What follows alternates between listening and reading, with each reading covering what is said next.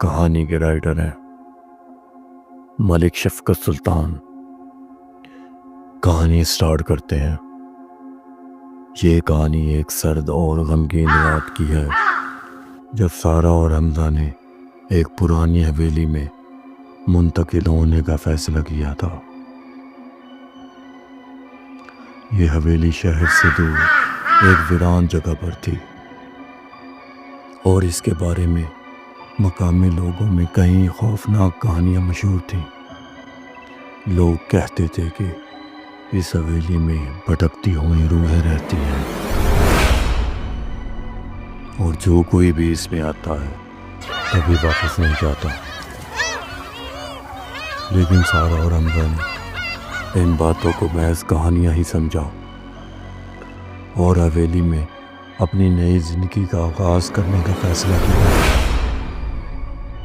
اور جب وہ حویلی میں داخل ہوئے تو ان کو محسوس ہوا کہ جیسے کوئی ان کا پیچھا کر رہا اور پورا گھر خاموشی میں ڈوبا ہوا تھا، جیسے یہاں کچھ بہت برا ہوا ہو، لیکن کچھ عجیب سی کیفیت تھی جو کسی کی موجودگی کا احساس دلا رہی تھی۔ حویلی کے کمرے اور دروازوں پر ایک عجیب سا غبار چھایا ہوا تھا اور دیواروں پر عجیب اور خوفناک نشان بنے ہوئے تھے۔ سارہ نے جب پہلی بار حویلی کے اندر قدم رکھا تھا تو اسے ایک انجان سا خوف محسوس ہوا تھا، جیسے کوئی نگاہ اس کا پیچھا کر رہی ہو۔ ایک دن سارہ اور حمزہ گھر کے مختلف حصوں کی صفائی کر رہے تھے جب ایک کمرے میں انہیں ایک پرانی سی کتاب ملی۔ جب سارہ نے اس کتاب کو کھولا اور اس میں کچھ خوفناک علامات اور عبارتیں لکھی ہوئی تھی جو ایک پرانی زبان میں تھی۔ ان دونوں میں سے یہ زبان کوئی نہیں سمجھتا تھا اور وہ دونوں کتاب کو بند کر دیتے ہیں، اور اس کے بعد وہ عجیب و غریب خوابوں کا سامنا کرنے لگے۔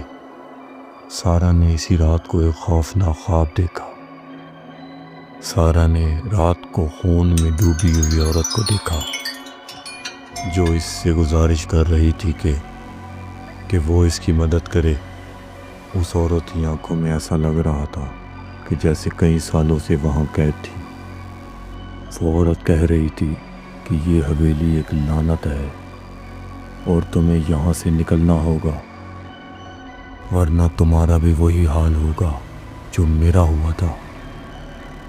سارہ جاگی اور خوف کے مارے کپ کپانے لگی۔ اس نے فوراً حمزہ کو جگایا اور یہ واقعہ بتایا تو حمزہ نے اس کو تسلی دی اور کہا کہ صبح اس بارے میں بات کریں گے۔ جب اگلے دن حمزہ خود اس خواب کا شکار ہوا تو وہ سمجھ گیا کہ یہاں کچھ گڑبڑ ہے۔ ایک رات جب وہ دونوں سو رہے تھے، اچانک دروازے کی طرف سے ایک خوفناک آواز سنائی دی، جیسے کوئی دروازے کو کھولنے کی کوشش کر رہا ہو، اور حمزہ فوراً اٹھا اور دروازے کو کھولنے کی کوشش کی۔ لیکن جب دروازہ کھولا، وہاں جو منظر اس نے دیکھا وہ اس کی زندگی کا سب سے خوفناک لمحہ تھا۔